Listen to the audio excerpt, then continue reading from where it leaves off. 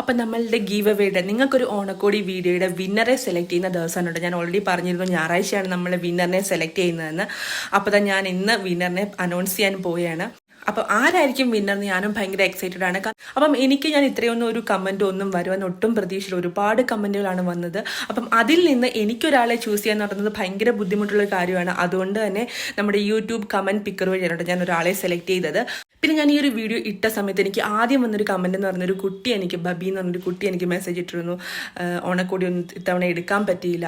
അത് കണക്ക് തന്നെ ഞാൻ ഈ ഒരു സാരി കൊച്ചുകുട്ടിയാണ്, സാരി ഉടുക്കാറില്ല. അതുകൊണ്ട് തന്നെ എനിക്ക് വേറെ എന്തെങ്കിലും ഡ്രസ്സ് ഞാൻ വിന്നർ ആകുവാണെങ്കിൽ വേറെ എന്തെങ്കിലും ഡ്രസ്സ് തരണമെന്ന് പറഞ്ഞിരുന്നു. അപ്പോൾ ഒരു പ്രോത്സാഹന സമ്മാനം എന്നുള്ള രീതിയിൽ ഞാൻ ആ കുട്ടിക്കും ഒരു ഓണക്കോടി കൊടുക്കുന്നുണ്ട്. ആളെനിക്ക് ഓൾറെഡി എന്നെ കോൺടാക്ട് ചെയ്തിരുന്നു.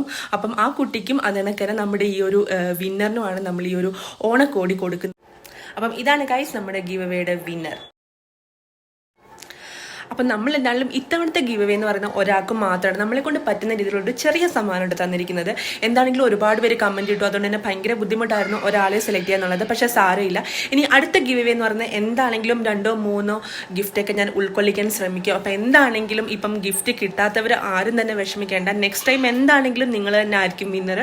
അപ്പം എന്താണെങ്കിലും വിന്നർ ആയ വ്യക്തിക്ക് എന്നാലും കൺഗ്രാറ്റ്സ്. അപ്പം ഞാൻ എന്താണെങ്കിലും ഉടനെ തന്നെ നമ്മുടെ ഗിഫ്റ്റ് അയച്ചു തരുന്നതായിരിക്കും. കാരണം ഓണം ഇങ്ങനെ എത്തിയപ്പോൾ എന്നാലും നാളെ തന്നെ, ഇപ്പം ഞായറാഴ്ചയാണ് ഇന്ന്, നാളെ തന്നെ ഞാനിത് അയച്ചു തരുന്നതായിരിക്കും.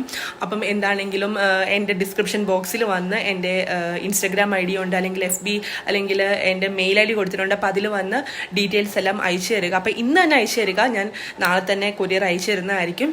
അപ്പോൾ എല്ലാവർക്കും ബൈ.